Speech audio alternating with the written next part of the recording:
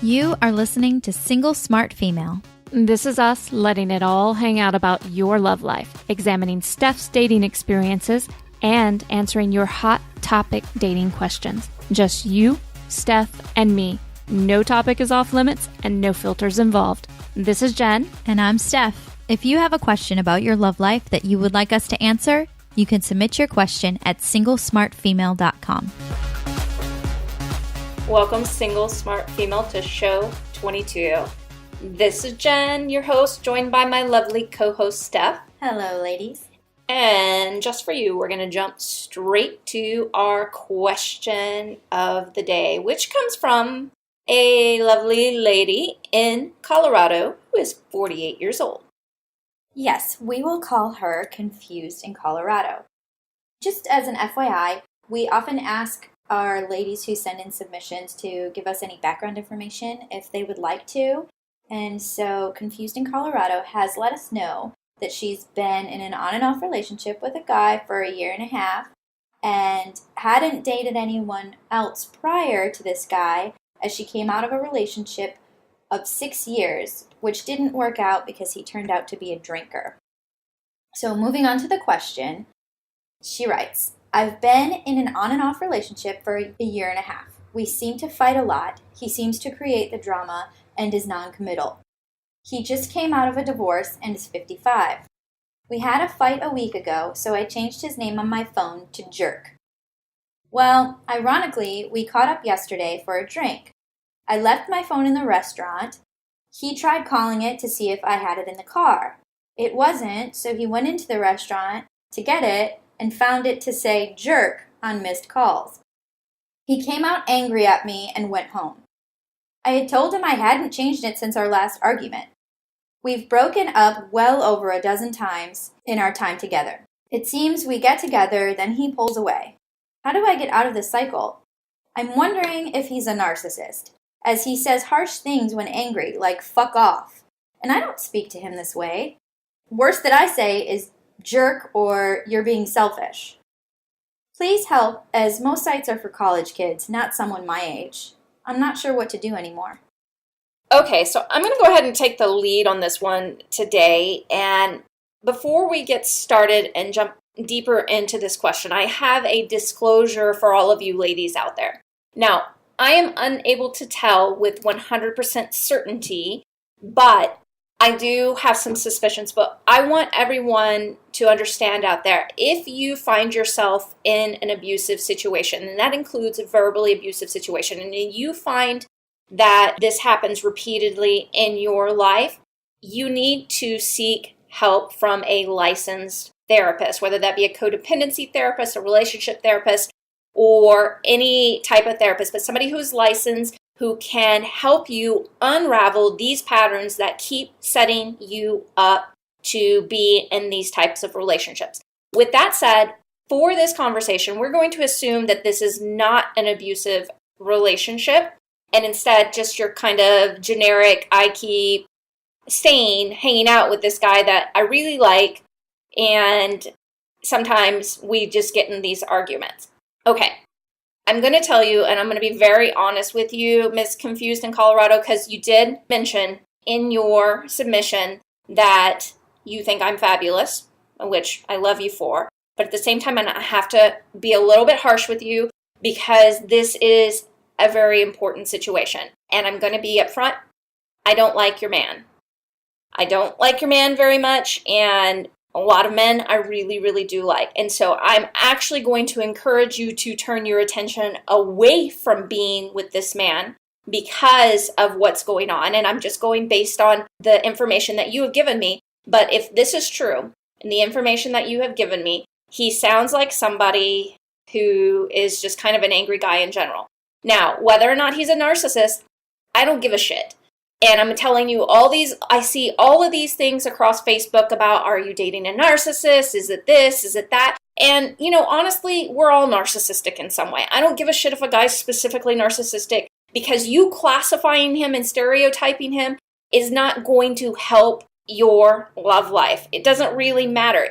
It's not based on whether or not he can treat you well. It's based on whether or not he does treat you well. And if he doesn't, then you know that you need to focus your attention on your mantourage, which it doesn't sound like you're doing at all. It sounds like you don't have any other options going on in your life, which makes it really easy to hyper-focus on this guy and try to diagnose him and worry about all kinds of things that don't serve your love life in any way, any shape or form. Okay? Also, I have very, very low tolerance. I know we all get into arguments sometimes and fights, but when a man starts saying things like fuck off or fuck you or that is a man that is borderline potentially abusive.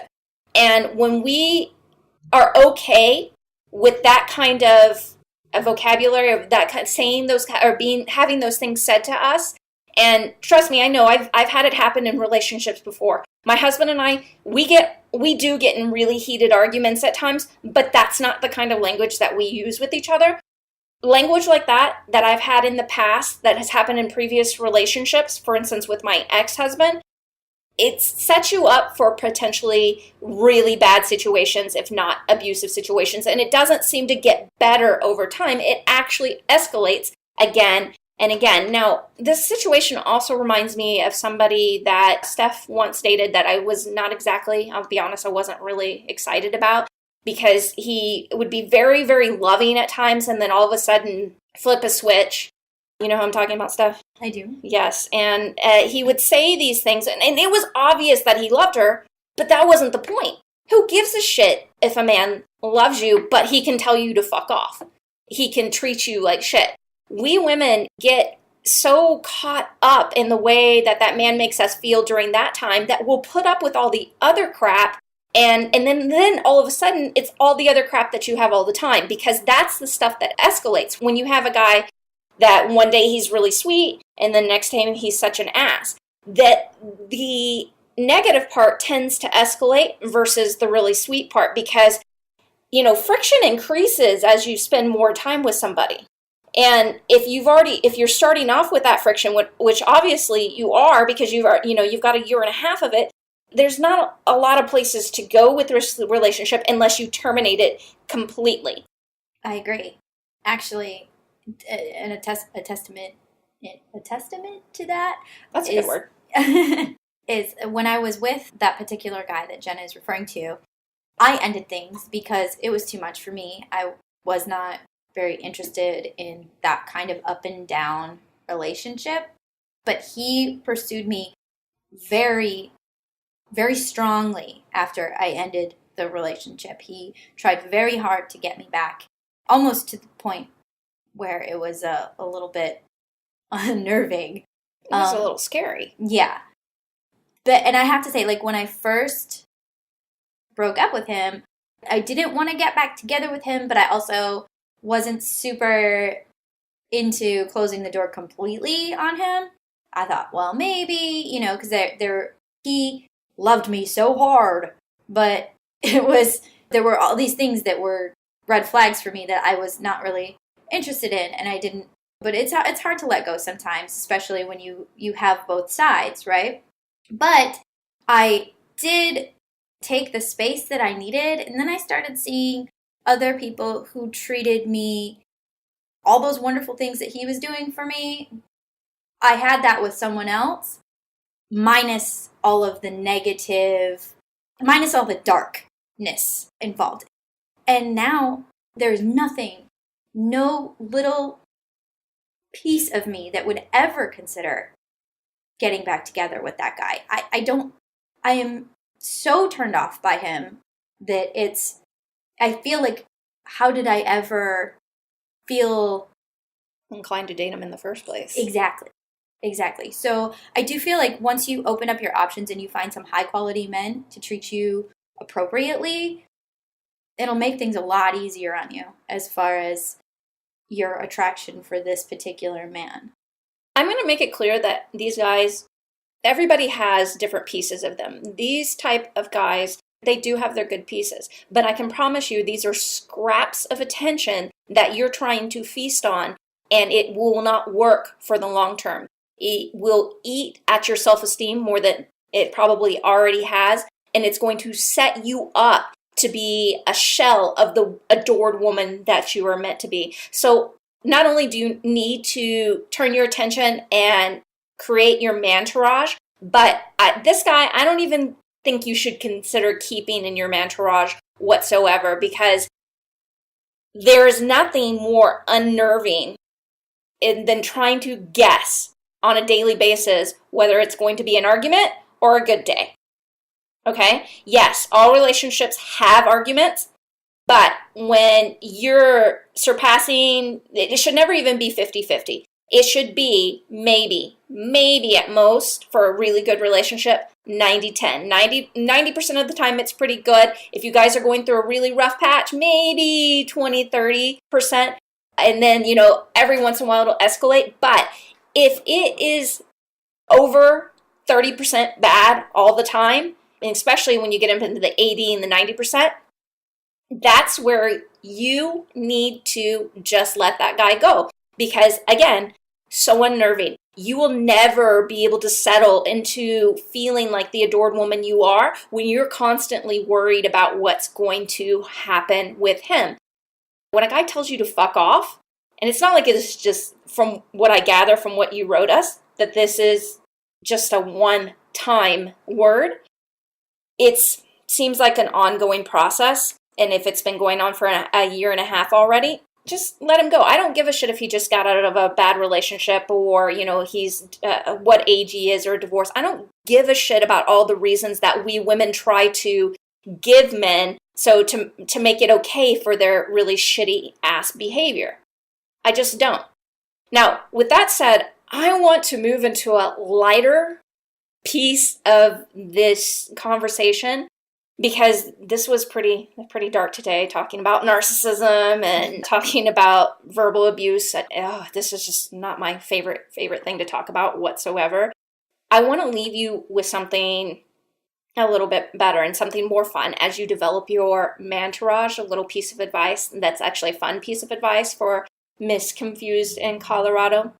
Look, you are a woman who's meant to be adored.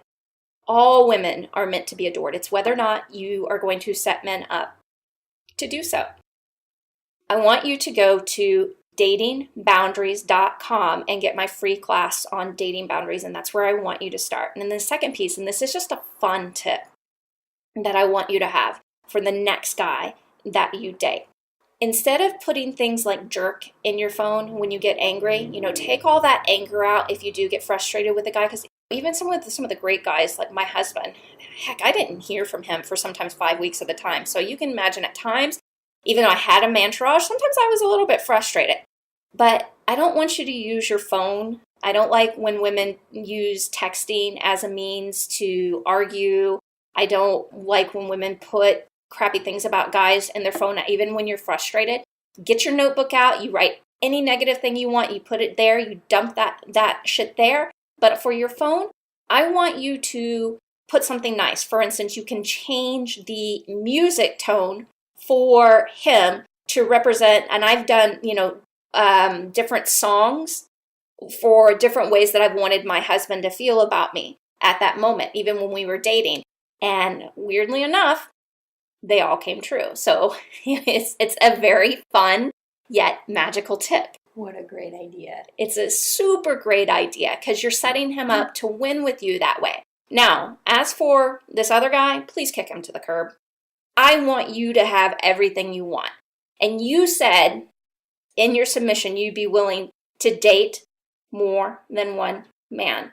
So I want you to do that because there is a man out there who is going to treat you the way that you deserve and want to be treated. There's a man out there to love, adore, and cherish you on your terms.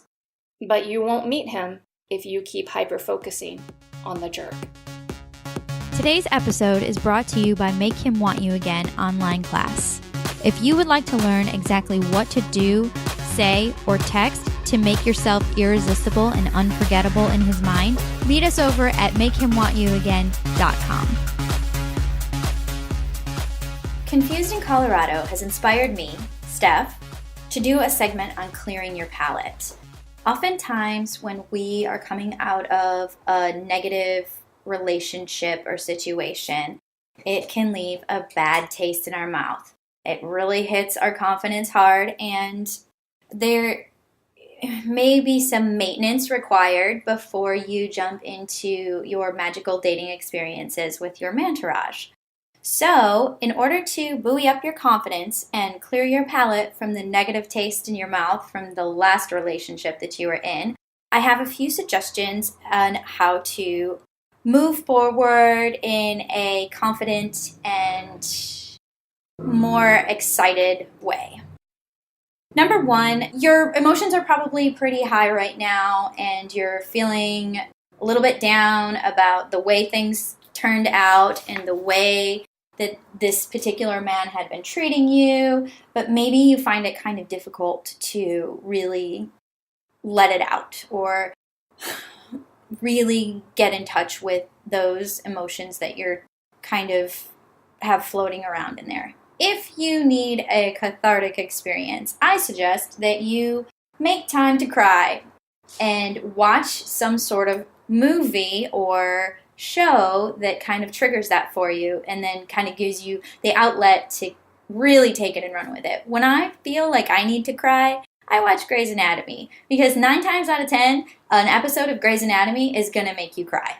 From there, I'm a blubbering ass, not crying about what happened to Grey, but crying about my own personal situation. But it feels good. It's cathartic. It kind of releases all that stuff that you've kind of been stuffing down for a while.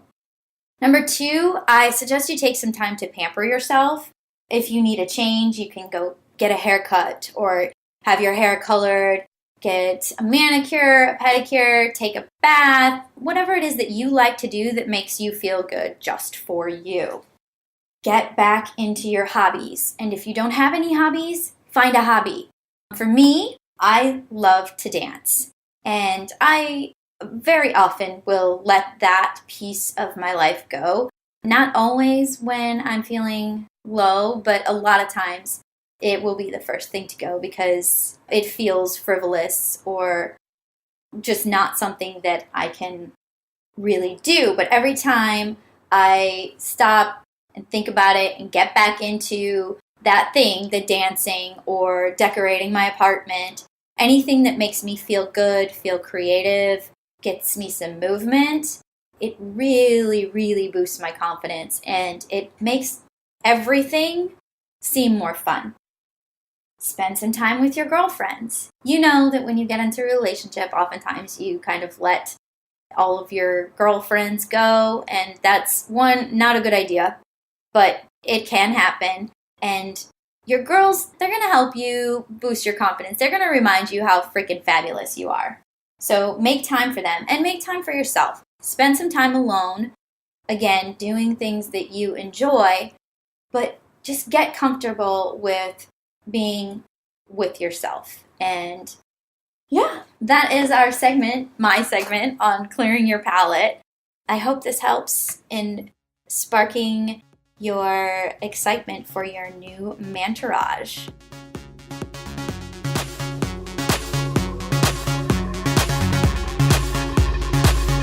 It's time for the final thought of today's show. If your name for him is jerk, asshole, bastard, or anything derogatory, then it's time to get a new him.